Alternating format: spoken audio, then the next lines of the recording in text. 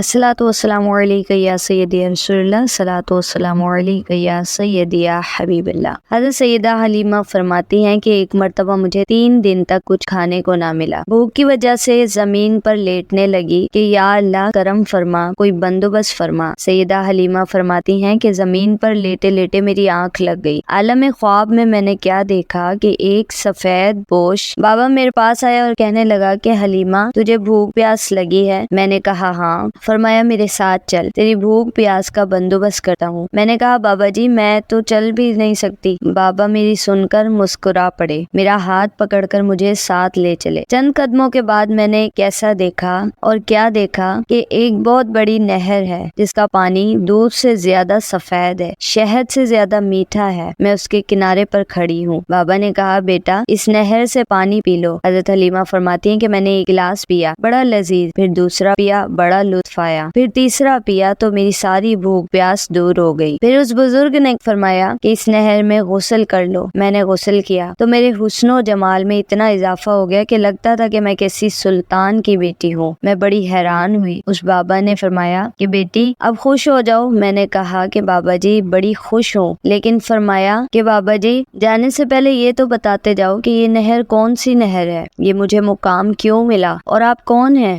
بابا فرماتے ہیں کہ بیٹی اس نہر کا نام نہر حیات ہے۔ اس نہر کا یہ کمال ہے کہ مردے کو بھی اس میں ڈال دیا جائے تو وہ بھی اللہ تعالیٰ کے حکم سے زندہ ہو جائے۔ یہ نہر جنت میں ہے۔ قیامت والے دن اس نہر میں اللہ تعالیٰ کے آخری رسول صلی اللہ علیہ وآلہ وسلم اپنی امت کے ان لوگوں کو جو کسی وجہ سے جہنم میں چلے جائیں گے پھر آپ کی شفاعت سے جہنم سے باہر آئیں گے، ہوتا دیں گے تو وہ ایسے ہو جائیں گے کہ جیسے کہ 14ویں کا چاند ہوتا ہے، پھر اس سے اپنے ساتھ جنت میں لے جائیں گے۔ تو اللہ تعالیٰ نے تجھے اس نہر کا پانی اس لیے پلوایا کہ تو اسی آخر الزمان نبی صلی اللہ علیہ وآلہ وسلم کی دائی بننے والی ہے۔ اللہ تعالیٰ کا محبوب تیری گودی میں آنے والا ہے۔ حضرت حلیمہ فرماتے ہیں کہ میں نے بابا جی سے کہا کہ وہ بچہ جس کا مرتبہ، جس کی شان، جس کی عظمت آپ نے بیان فرمائی وہ مجھے کہاں ملے گا؟ بزرگ نے فرمایا کہ مکہ شریف میں ملے گا۔ اے حلیمہ تو اپنے خاوند کو، اس بچے کو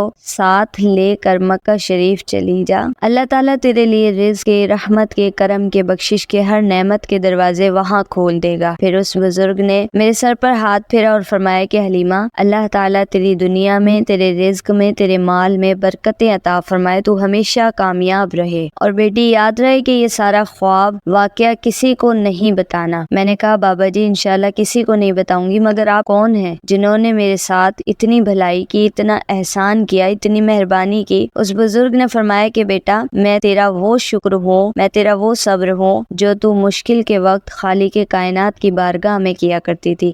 اللہ تعالیٰ نے تجھے شکر اور صبر کا یہ صلہ عطا فرمایا کہ تجھے اپنے محبوب صلی اللہ علیہ وآلہ وسلم کی دائی بننے کا شرف عطا فرمایا۔